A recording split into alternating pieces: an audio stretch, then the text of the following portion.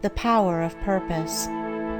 Dispersion is weakness, concentration is power. Destruction is a scattering, preservation a uniting process. Things are useful and thoughts are powerful in the measure that their parts are strongly and intelligently concentrated. Purpose is highly concentrated thought. All the mental energies are directed to the attainment of an object, and obstacles which intervene between the thinker and the object are, one after another, broken down and overcome. Purpose is the keystone in the temple of achievement. It binds and holds together in complete whole that which would otherwise lie scattered and useless. Empty whims, ephemeral fancies, vague desires, and half-hearted resolutions have no place in purpose. In the sustained determination to accomplish, there is an invincible power which swallows up all inferior considerations and marches direct to victory. All successful men are men of purpose.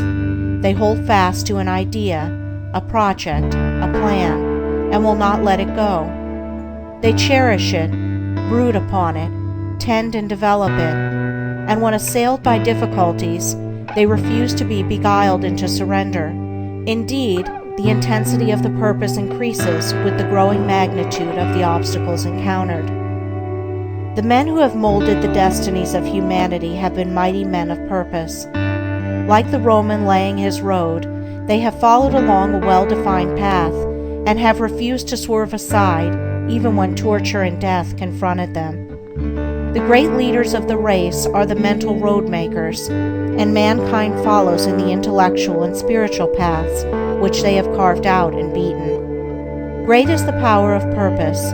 To know how great, let a man study it in the lives of those whose influence has shaped the ends of nations and directed the destinies of the world. In an Alexander, a Caesar, or a Napoleon, we see the power of purpose when it is directed in worldly and personal channels.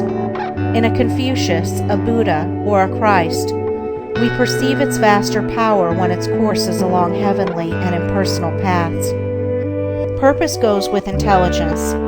There are lesser and greater purposes according with degrees of intelligence. A great mind will always be great of purpose. A weak intelligence will be without purpose. A drifting mind argues a measure of undevelopment. What can resist an unshakable purpose? What can stand against it or turn it aside? Inert matter yields to a living force, and circumstance succumbs to the power of purpose. Truly the man of unlawful purpose will, in achieving his ends, destroy himself. But the man of good and lawful purpose cannot fail. It only needs that he daily renew the fire and energy of his fixed resolve to consummate his object. The weak man, who grieves because he is misunderstood, will not greatly achieve. The vain man, who steps aside from his resolve in order to please others and gain their approbation, will not highly achieve. The double-minded man, who thinks to compromise his purpose, will fail. The man of fixed purpose who, whether misunderstandings and foul accusations, or flatteries and fair promises, rain upon him, does not yield a fraction of his resolve, is the man of excellence and achievement, of success, greatness, power. Hindrances stimulate the man of purpose. Difficulties nerve him to renewed exertion. Mistakes, losses, pains do not subdue him, and failures are steps in the ladder of success, for he is ever conscious of the certainty of final achievement. All things at last yield to the silent, irresistible, all-conquering energy of purpose. Out of the night that covers me, black as the pit from pole to pole, I thank whatever gods may be for my unconquerable soul.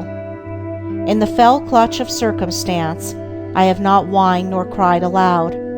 Under the bludgeoning of chance, my head is bloody but unbowed. It matters not how strait the gate, how charged with punishment the scroll. I am the master of my fate.